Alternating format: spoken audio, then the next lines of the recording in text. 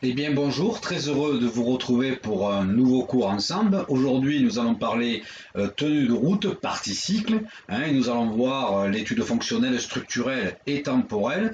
Tout cela avec pour objectif de vous permettre de pouvoir connaître déjà la fonction globale du système, d'identifier les sous-systèmes qui la composent, ainsi que de connaître les cinématiques des éléments du système, leurs contraintes, afin de pouvoir en assurer la maintenance évidemment et de mettre en place une démarche de diagnostic en cas de défaillance. Aujourd'hui nous allons plus voir immédiatement plutôt un préambule, faire un petit peu un global de ce qu'est la tenue de route. Mais avant, il faut quand même que nous nous rappelions quelques relations entre l'analyse fonctionnelle et structurelle et la maintenance moto. Toutes les pièces d'une moto sont reliées à une autre pièce de cette même moto. C'est une évidence, mais c'est ainsi. Cette liaison donc entre ces deux pièces permet ou pas un mouvement relatif entre ces deux pièces. S'il y a mouvement entre ces deux pièces, il y a donc jeu entre ces deux pièces. S'il n'y a pas de mouvement relatif entre ces deux pièces, il n'y a donc pas de jeu entre ces deux pièces. C'est celui qui construit la liaison, celui qui élabore donc le véhicule, qui va déterminer la valeur du jeu. Et c'est au mécano de vérifier si cette valeur du jeu est bien conforme à celle qui a été prévue. Alors, on revient sur notre rappel maintenant habituel sur la maintenance. Donc on a vu que c'était des pièces qui étaient en mouvement les unes par rapport aux autres ou pas de mouvement. Donc s'il y a mouvement relatif entre ces deux pièces, il y a obligatoirement jeu, il y a contact, il y a usure et il y a donc point de maintenance. S'il n'y a aucun jeu, il n'y a aucun mouvement entre ces deux pièces, donc il n'y a pas de jeu, mais il y a contact, serrage, point de maintenance. Les points de maintenance, ça peut être des mesures, ça peut être des réglages, ça peut être du graissage, ça peut être la lubrification, ça peut être des contrôles. Voilà tout ce qui va faire qu'un mécano va vérifier si effectivement le fonctionnement, le mouvement se fait correctement, s'il n'y a pas de trop de jeu ou pas suffisamment de jeu. Enfin, tout cela, ce sont des opérations de maintenance. Mais il faut également qu'il sache, qu'il voit, qu'il visualise les liaisons entre les diverses pièces, des liaisons pivots, des liaisons glissières, des liaisons complètes, et ainsi de suite. S'il y a point de maintenance, il y a obligatoirement point de défaillance probable. Ne jamais l'oublier. Donc si jamais il y a un problème, ça peut venir d'une liaison qui n'est plus assurée correctement, soit parce qu'elle doit être mobile entre les deux pièces, soit elle doit être complète entre les deux pièces. C'est donc à vous de vérifier tout cela. Alors, on va rappeler d'abord ce qu'est un véhicule automobile. Un véhicule automobile, sa fonction, c'est de transporter confortablement et en toute sécurité des personnes et des bagages d'un point A à un point B et d'un point B au point A. Quelles que soient les configurations de la route et les conditions météorologiques, de jour comme de nuit, en créant sa propre énergie mécanique nécessaire à sa mise en mouvement, et ce, à la volonté du pilote. C'est toujours le pilote qui décide. Mais pour l'instant, tant qu'on n'a pas des véhicules autonomes. Alors, nous, on a déjà vu cette partie-là, donc, qui est de créer l'énergie mécanique nécessaire à sa mise en mouvement. On a vu donc le système de motorisation, mais on a vu également le système de transmission. Alors, si je reprends mon carton, que j'aime bien, on a un carton, je vais l'ouvrir, ce carton du véhicule automobile, et j'ai vu que dedans, il y avait 6 cartons. Et ces 6 cartons, il y avait la motorisation, la transmission, la tenue de route, le freinage, l'éclairage signalisation, la production et stockage d'énergie. Alors, on a déjà vu la motorisation, ça c'est fait. On a déjà vu la transmission, ça c'est fait aussi. Et maintenant, on va s'occuper de la tenue de route, qu'on appelle également partie cycle. Alors, on va voir ce carton tenue de route, on l'a devant nous. Maintenant, il va falloir l'ouvrir et regarder un petit peu ce qu'il y a dedans. C'est donc le début de notre étude fonctionnelle et structurelle.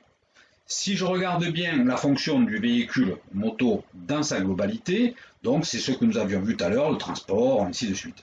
On va regarder là-dedans qu'est-ce qui nous intéresse et ce qui ne nous intéresse pas, et on va se rendre compte que de jour comme de nuit, ça ne concerne pas le système de tenue de route, puisqu'on doit aussi bien tenir la route le jour que la nuit. Ensuite, on n'a pas besoin de créer notre propre énergie mécanique, puisque ça, c'est donné à un autre système, qui est le système de motorisation et le système de transmission, qui va modifier un petit peu cette énergie mécanique, l'amplifier. Donc, nous, il nous reste quoi? Ben, transporter confortablement des personnes, quelles que soient les configurations de la route et les conditions météo, et ce, à la volonté du pilote.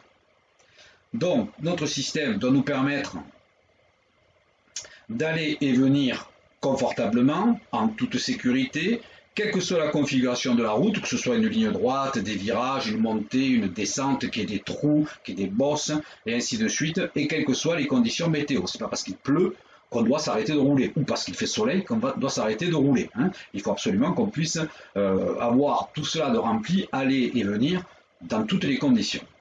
Ensuite, il faut pouvoir changer de direction, et ce, à la seule volonté du pilote. C'est important.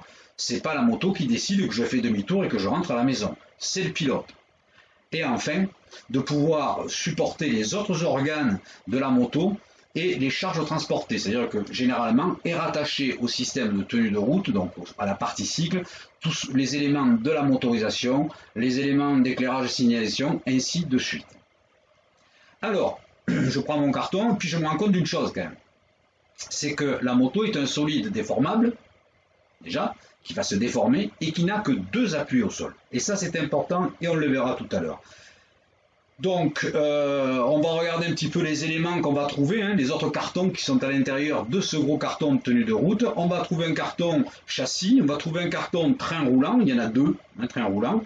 On va retrouver un carton avec la direction et on va trouver un carton avec des suspensions. Voilà donc les éléments qui vont composer, ce sera donc les sous-systèmes, hein, qui vont composer le système de tenue de route ou de partie cycle. On va voir quelques petites notions physiques et de déformation géométrique qui influent sur la fonction de tenue de route, donc qui vont perturber le fonctionnement de la tenue de route. Alors, si je reviens sur mes 2 appuis, hein, du moment qu'on n'a que 2 appuis au sol, eh bien ça en fait en statique un solide qui est en déséquilibre. Il n'est pas en équilibre, puisque pour être en équilibre, pour un solide, il lui faut absolument 3 appuis. Alors si je regarde ce que ça donne, j'ai mes 2 appuis de roue qui sont là, hein, ils sont bien alignés l'un avec l'autre sur la même ligne droite.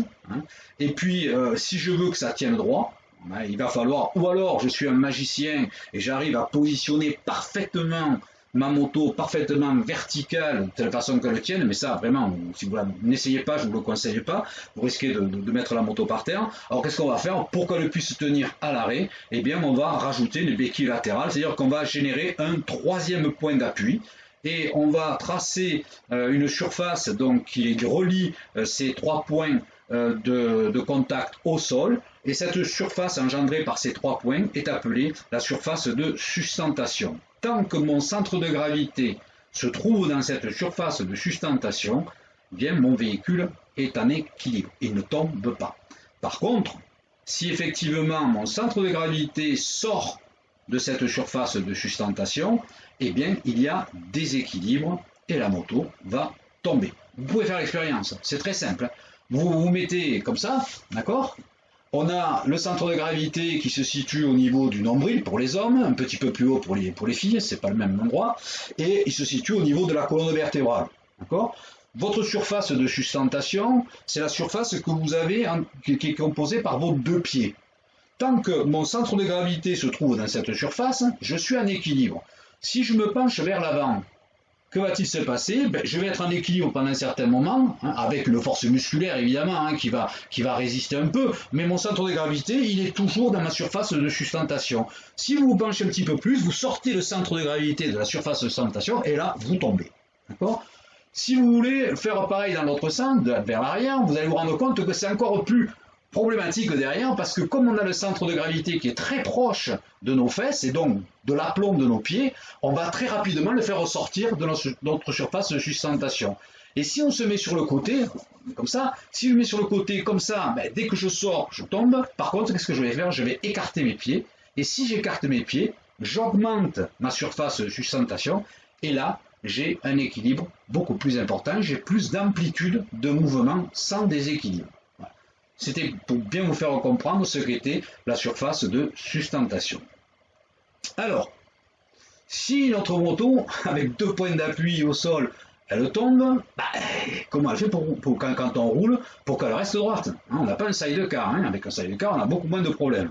Donc, c'est grâce au moment d'inertie des roues. En effet, si on prend une roue et que je la fais tourner, hein, elle a son poids, hein, qui est comme ça, qui va donc amener la roue vers le sol, et puis je vais exercer un couple moteur sur mon axe de roue, et auquel cas je vais mettre ma roue en mouvement. Dès que je vais mettre ma roue en mouvement, elle va subir un effet centrifuge, c'est-à-dire que le poids va vouloir sortir de la roue, et donc va faire en sorte que la roue va se redresser d'elle-même parce qu'elle est maintenue dans son axe. Donc du coup, la roue va vouloir rester toute droite. C'est le principe de la toupie.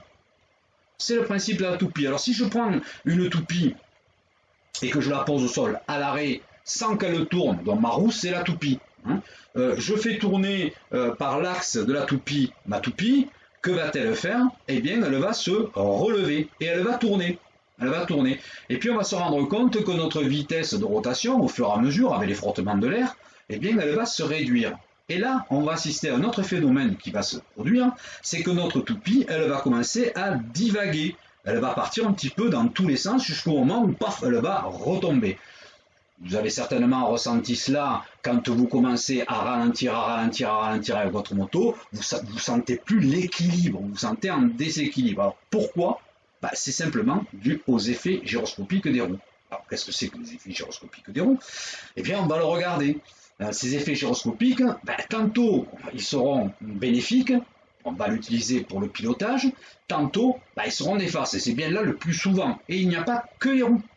Dès qu'un système tourne, dès qu'un élément tourne, il génère un couple gyroscopique. Et donc la raison pour laquelle des fois on fait tourner les moteurs à l'envers en Grand Prix, parce qu'on a plus de virages d'un côté que de l'autre, et pour mettre la moto sur l'angle, il est plus facile de lutter ou d'utiliser le couple gyroscopique d'un côté plutôt que de l'autre. Donc c'est la raison pour laquelle ces couples-là peuvent être donc bénéfiques pour le pilotage. Par exemple, quand vous voulez rentrer dans un virage à droite, vous allez braquer à gauche. Alors, je ne dis pas de braquer comme ça, hein, d'accord? Vous mettez un petit coup sur une petite action sur votre guidon et automatiquement la moto va partir vers la droite.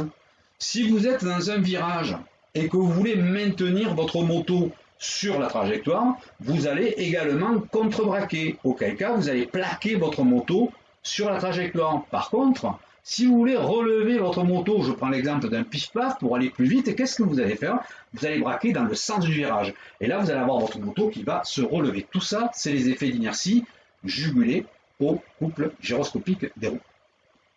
Voilà. Donc, la fonction de tenue de route doit utiliser les moments d'inertie des roues, ainsi que l'inertie du véhicule, également, bien évidemment, et elle doit combattre les couples gyroscopiques générés par les roues. Alors il faut savoir que les roues sont des objets qui sont non suspendus, et donc à partir de là, c'est la raison pour laquelle on va essayer de les faire les plus légers possibles, puisque les effets du couple gyroscopique sont générés par la masse de la roue. Donc plus la masse de la roue sera faible, plus les effets gyroscopiques seront faibles. Attention, on a parlé tout à l'heure de direction, et qu'il fallait absolument que, pour changer de direction, ce soit le pilote qui agisse sur notre guidon. Oui, mais attention, si on n'avait pas de direction, donc la direction, vous aurez compris, c'est pour pouvoir tourner. Mais si on n'avait pas de direction, on ne pourrait pas aller droit non plus, on le verra dans le prochain cours. Alors, on va regarder un petit peu notre système complet. Hein, donc on a en rouge, bon, il y a le moteur que je dessine en rouge par praticité pour moi. Donc en fait c'est le châssis, hein, la structure, le cadre, c'est ce qu'on appelle donc le châssis. Voilà. Donc on a ce parti-là. Ensuite on a le train avant qui lui est directionnel.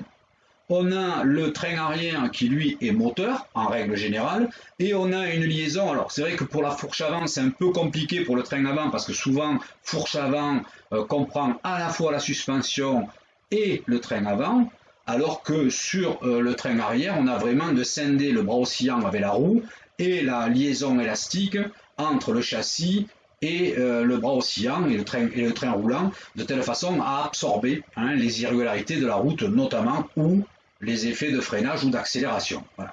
Donc on a un train avant qui est directionnel, c'est donc grâce à lui qu'on va pouvoir se diriger et surtout aller tout droit, je vous l'ai dit. Le train arrière, lui, est moteur, donc c'est lui qui va transmettre à l'ensemble de la moto la force motrice, donc la force d'avancer. Et puis il y a le châssis qui va relier ces deux éléments-là en supportant également le moteur, les accessoires et ainsi de suite. Alors, quelle est la liaison entre le train avant et le châssis? On va le regarder. On a une liaison pivot limitée, hein, on est limité dans la rotation par des butées de direction pour ne pas éviter de mettre la roue complètement à 90 degrés par rapport à l'axe d'avancement. Donc ça va tourner autour de cela. Alors c'est vrai que ça va rendre, si on a des effets gyroscopiques, ça va rendre l'avant un peu instable. Oui, mais ça va nous permettre d'aller droit. On le verra dans le cours prochain. Et en même temps, ça va permettre au pilote de pouvoir manœuvrer sa moto à l'arrêt et éventuellement céder dans le pilotage par l'utilisation donc du contre-braquage ou au contraire de l'excès de braquage dans les virages pour se relever. Donc on a une colonne, on a un T supérieur, un T inférieur, tout cela va former l'ensemble de direction et ça va être relié au châssis et au train avant. Ensuite on a le train arrière. Le train arrière, lui, on va avoir un bras oscillant, une roue, des organes montés sur la roue, et puis il va osciller par rapport, donc il va avoir un mouvement de rotation limité là aussi, mais dans le sens longitudinal, ce qui fait que la roue arrière elle reste toujours dans l'axe du châssis, contrairement à la roue avant qui va pouvoir se désaxer par rapport à l'axe de poussée. Donc il faut absolument, évidemment, que ce bras oscillant soit parfaitement dans l'axe de notre châssis pour que la poussée de notre véhicule puisse se faire vraiment rectiligne. Alors, on a vu qu'il y avait des éléments élastiques, des suspensions qui relient les trains au châssis, ce qui veut dire que si c'est élastique, ça se déforme. Et si ça se déforme, ça génère des contraintes et des effets. Alors, on va regarder un petit peu ce qui se passe au niveau des déformations géométriques.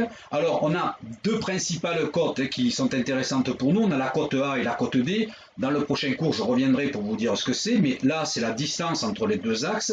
Et D, c'est une distance virtuelle que nous avons avec ces distances de projection d'axe au sol. C'est la distance entre la projection de l'axe de direction au sol et la projection de l'axe de roue avant au sol. Cette petite distance D, on verra à quoi elle sert un peu plus tard.